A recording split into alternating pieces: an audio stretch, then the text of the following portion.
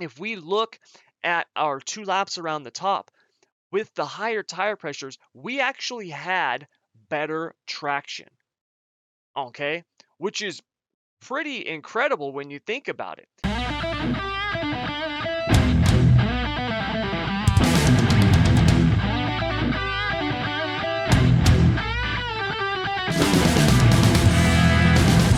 What's up, everybody? Thomas Brandon here. Welcome to another sim racing video. Now, today we're diving into the late models with MOTEC. That's right. You guys have been asking for it. You've been waiting for it. And today we're diving in. So let's just get right into it because we got a ton of stuff to cover. All right. So first things first, the baseline setup that I used here at Charlotte to determine kind of everything that we were going to go off of is this. So let me show it to you.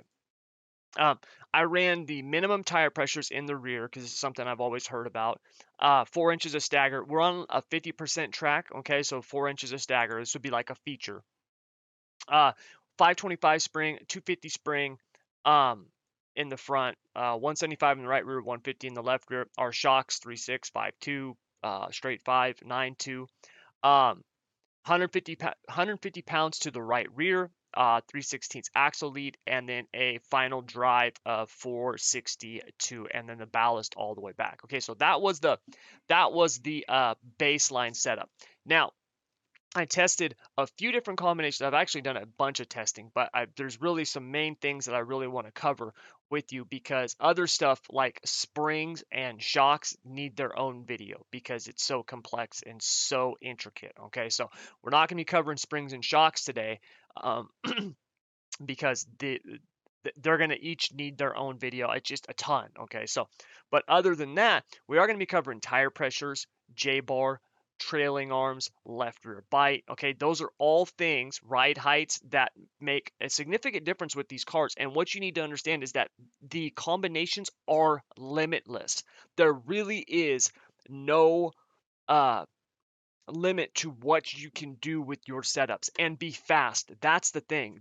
These cars might be my new favorite cars after looking at them in MOTEC, just because you can do whatever you want to make you comfortable and it will make you fast. You're not sacrificing speed. It's not something like the 360 wing sprints where it's like, okay, I need to have grip, but I also want to try to keep my wing as far forward as possible so I can have speed, right? It's not like that. No, man, this dude, if it makes you smooth and comfortable, you're not sacrificing speed. Okay, I mean with the sprint cars, you're not really neither, but it once you get to a super slick track, but like on a fresh track, you can be these. No, it doesn't matter. Fresh, halfway slicked off, super slick, right? Black ice doesn't matter. Whatever makes you comfortable is all that matters with these cars, at least according to the physics here at MOTEC. All right. So that being said, let's take a look at what we got here. So first up, I ran the baseline test. All right. So I did, like I normally do, I did 2 laps around the top, 2 laps around the bottom. Run the same line every time, track state, all that other stuff. Now you can see here that when it comes to the late models, a little bit different what we're looking at than the sprint cars. Now, first things first, you need to know there is a slight difference with the traction, the weighted traction formula that I run. For those of you who saw the sprint car videos I've done in the past, especially the one I just did on the shocks, where I talked about my traction efficiency formulas that I use, and one being weighted to the throttle. With the late models, since you're on and off the throttle in a much different way than the sprint cars, you can get these really sharp declines. And what happens is when you get those sharp declines, and if you have something like a bump or you bottom out or something, it basically kind of screws everything. It kind of makes the system go haywire. And so what I had to do was I had to actually add a smoothing factor to the throttle. Now, it's not significant enough to where it's going to drastically change the throttle. It just is going to give us a much better reading in terms of our efficiency, in terms of traction efficiency on the weighted side compared to the throttle. Because remember, 100% traction means nothing if you're not on the throttle, right? If you're just standing still, woohoo, oh yeah, your wheels aren't spinning. Great, that means nothing. So I wanted to have something where it was weighted against the throttle. Now this weighted traction efficiency, remember, the closer we are to zero, the better. What I'm finding with the late models is if you can be somewhere around, the low 20s to, mid to upper 30s, like that's kind of the zone, depending on the line you're running. If we look at the first 2 laps here around the top, we were at about 41 and 34 for the right rear and left rear. If we look at the last 2 laps where I'm on and off the throttle a whole lot more around the bottom, we're at 36 and 27. So since we're slowing down a lot more, we're getting less wheel slip, we're keeping that traction much more aligned with our actual speeds. And then as we go into the throttle, it's picking up picking up that speed, and we're not spinning the tires. Okay, so that's kind of the difference with it. All right, so as we look at this, first things first. All right, tire pressures make an enormous difference. That's right, I said tire pressures. Now, on this PSI test, what I did is I went from 8 pounds in both rear tires to 12 pounds in both rear tires. And something that I found really, really interesting, we actually increased our overall speeds. Now, there is something to take note. These late models increase their pressure a whole lot more than sprint cars, especially on the right side tires. So if we look at the right side tire temps here, you can see that when we started out on the right rear with 8 pounds, okay, by the end, just after 2 laps, we were up to 9.4. Almost 9, we'd gained almost a pound and a half in 2 laps, all right, on the right rear. When we started at 12, okay, we were up about almost a pound and a half, 1.3, okay? So significant air pressure gains in just 2 laps.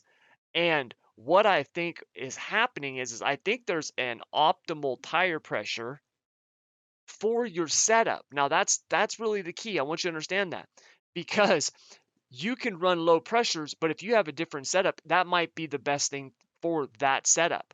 When I've tried different shocks and spring combinations and J-bar and all that type of stuff like that, the tire pressures that I use with it are really important.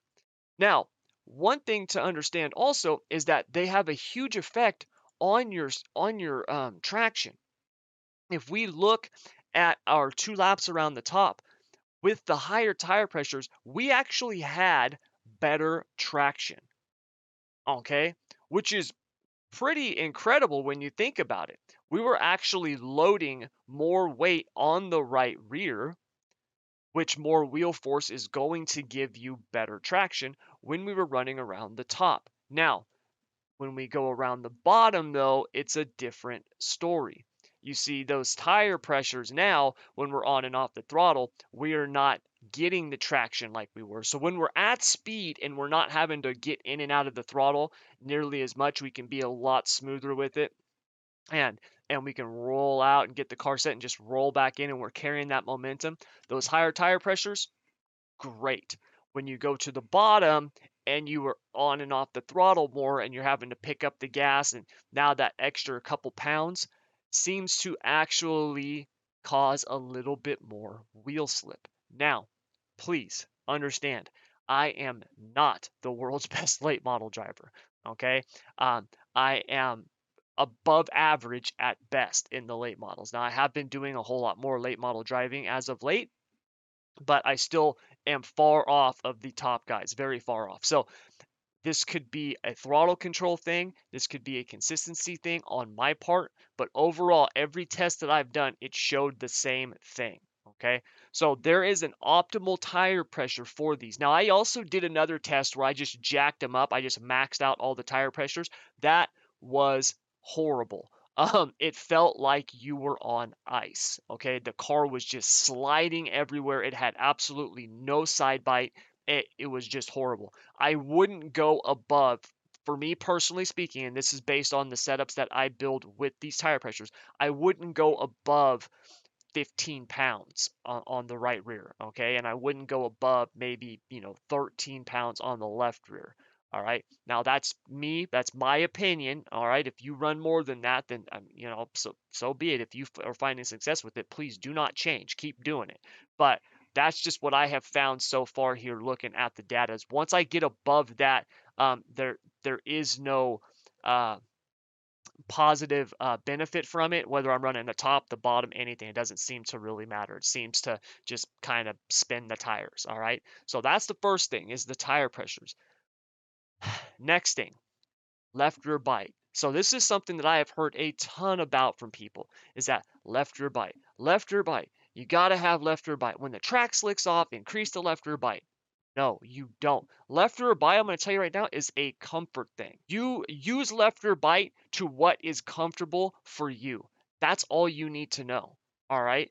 If you have more left rear bite, it is not going to give you more drive out of the corner than if you have less. It's not. It absolutely is not.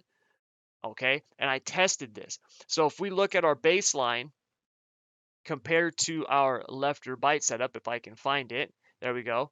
I went from 150 pounds on the left rear. That initial setup had 150 pounds to 200 pounds. And then I made everything else the same. I even redid the ride heights to where there was I think they were like maybe 0.01 difference. I mean, they were right there, almost identical. Okay. Everything else was the same.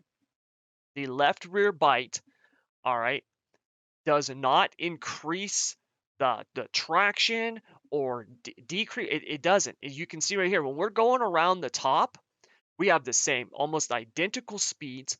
Our weight transfer obviously is different because we've put more on the left. So you can see here on the left rear, on our baseline setup with 150 pounds to the left rear, our left rear dynamic weights on average was 623 on the left rear and 658 on the right rear. When we went to 200 pounds of left rear bite, we go to 643 on the left rear and 636 on the right rear. So all we did was just shift the weight from basically one tire to the other.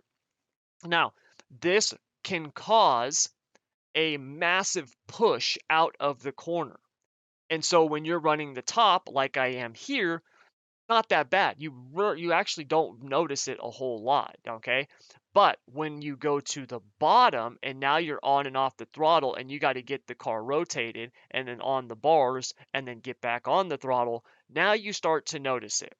And what I noticed is that it was causing me far more problems than good. I just wasn't comfortable. The car wanted to snowplow coming out of the corner. I was really having, you can see down here how this white line dips a whole lot more, how it's dipping off earlier here. I was having to get out of the throttle earlier and longer to get the car to rotate. And then when I get back in, it would want to just kind of start pushing the nose to the wall.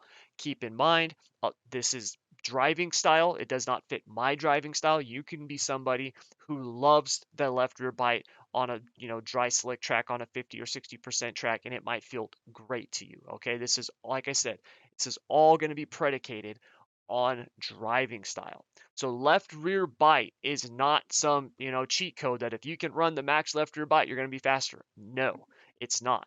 It is a comfort thing. You run that to whatever feels good to you. And in fact, that would actually be one of my go-to adjustments for fixing an ill handling race car. So if you can find a spring and shock package that works good for you and you've got the trailing arms where it feels good and the J bar and all that stuff, and then all of a sudden you're finding that, hey man, my car's kind of pushing when I come out of the corner, just do the left rear bite.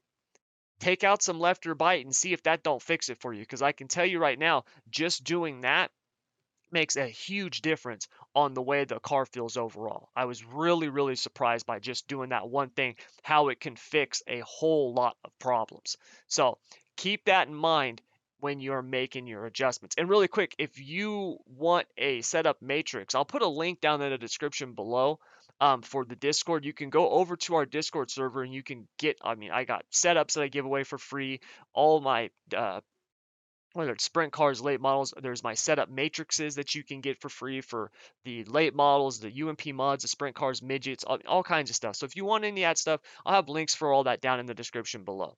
But anyways, so that's the left rear bite. All right, really, really important. Now, another thing that I've found out, ride heights are incredibly important.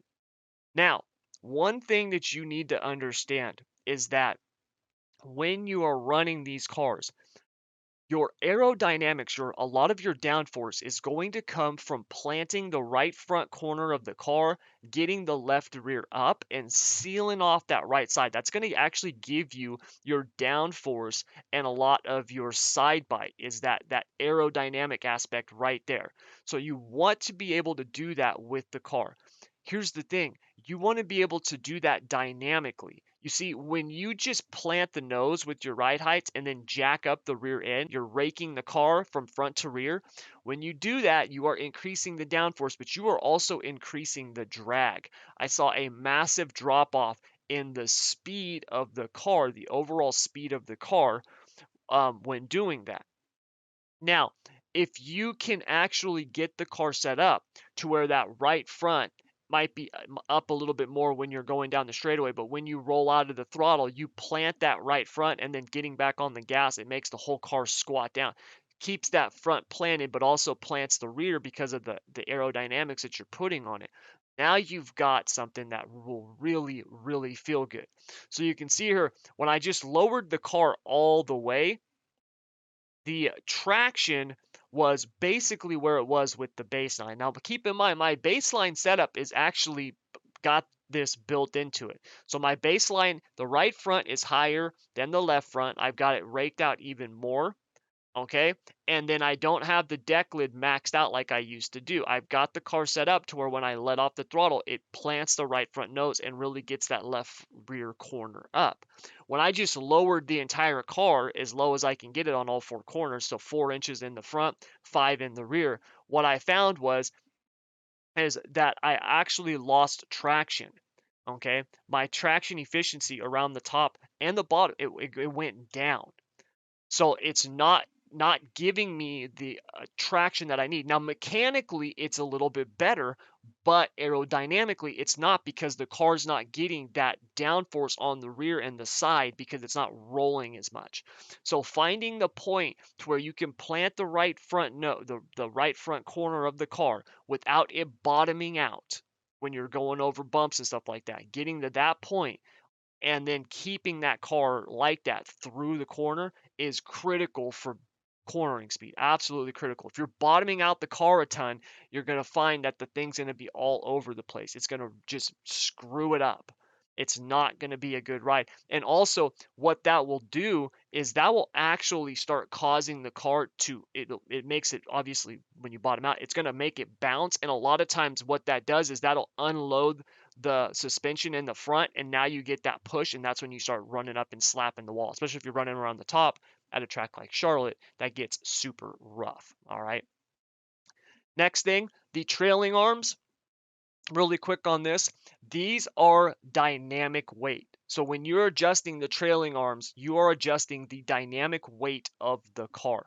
So if you lower the right rear trailing arm, you are increasing the dynamic left rear weight.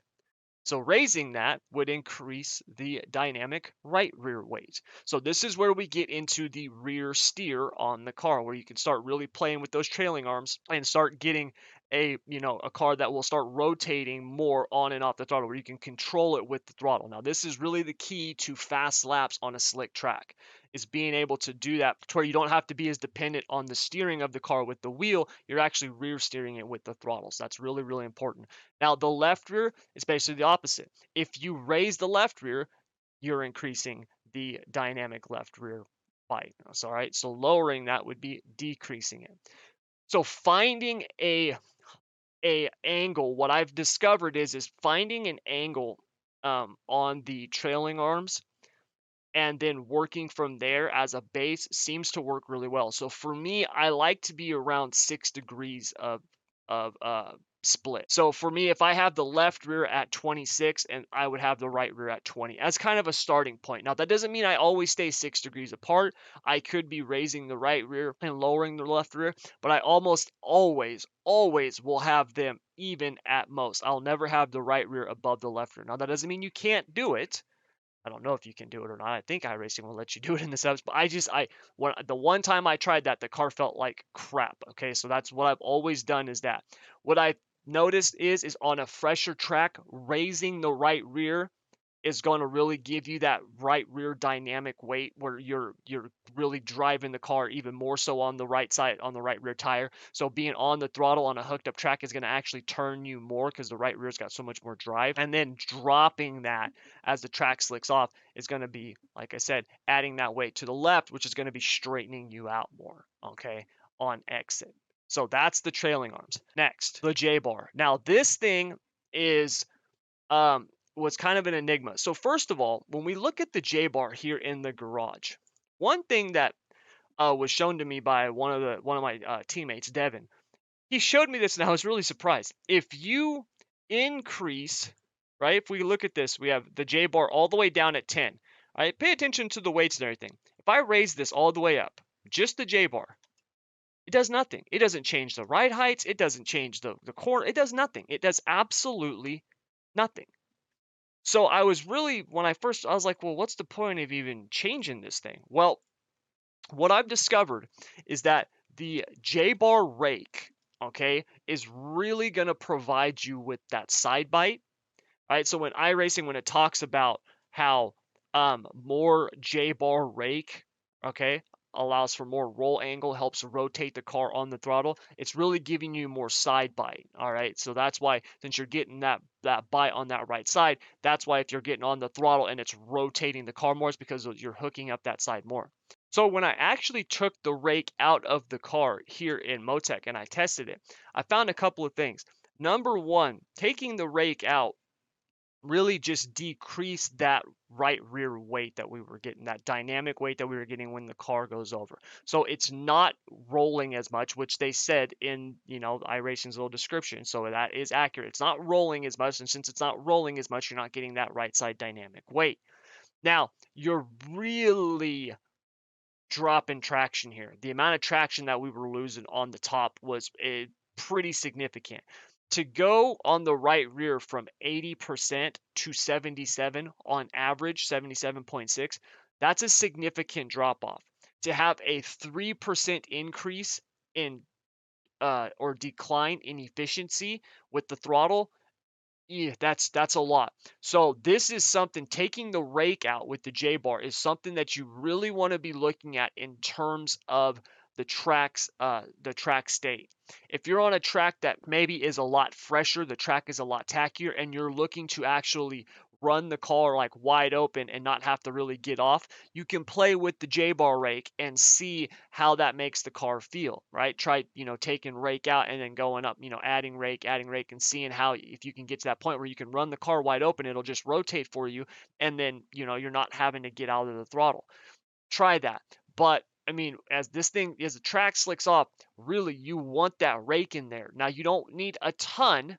Okay, always it's a balancing act. But having that rake allows that car really to get that side bite, which gives you the right rear drive. And now we're talking about rear steer. So getting your J-bar rake in tune with your trailing arms, right? The rear steer and your trailing arms is going to be super important in terms of being fast on slick tracks.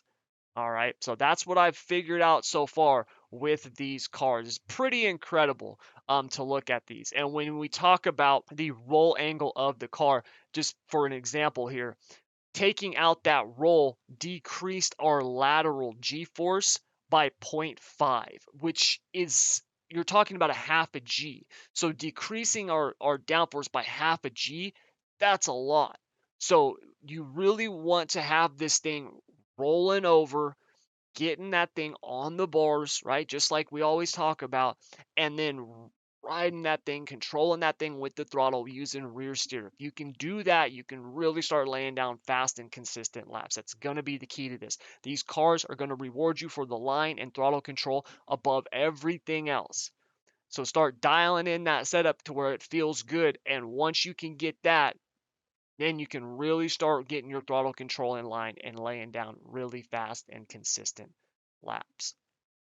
So that's going to do it all for this video. Now, really quick, do me a favor. If you like this video, please hit that like button. Also, make sure to subscribe and then also share this. I know there's a ton of late model drivers out there who, I mean, very good ones that still don't have a full understanding of what a lot of this stuff does. So share it with them. Get this stuff out there so we can help as many people as possible. Also, if you want to join me, I live stream every Wednesday and Thursday on Twitch. I'll have a link down in the description below. Do our league races, a bunch of different stuff, and then also in January with the start of our new season, because we're almost done with this season, we're going to be doing the 360s and the late models on Wednesday nights, and then Thursday nights we're running midgets and non-wing, so it's a lot of fun. It's going to be an awesome season when we get to the new season here in iRacing, especially with the big blocks and the new track, Cedar Lake. So I'm really looking forward to that. All right, so if you want to join me for the live stream, like I said, link down in the description below. And then lastly, if you want to be a part of what I think is by far the greatest online sim racing community there is, and it is the fastest growing, go check out the School of Sim Racing Discord server. I've got a link down in the description below. We got well over 1,000 people just in that alone. They're great. They communicate, they talk to each other, they do hosted sessions, testing sessions, race together. It's just awesome. And there's a ton of free information in there that you can get. And like I said, it's free. There's no charge. So you can get my free setups, all my documents in terms of my matrices. I've got free trainings, and there's a bunch of stuff. And it's stuff that you can only get there. You cannot find it anywhere else. So if any of that sounds cool to you, links for all of that down in the description below. But that is going to do it. Thank you very much as always, and until next time, I want to wish you good luck and good racing. Take care.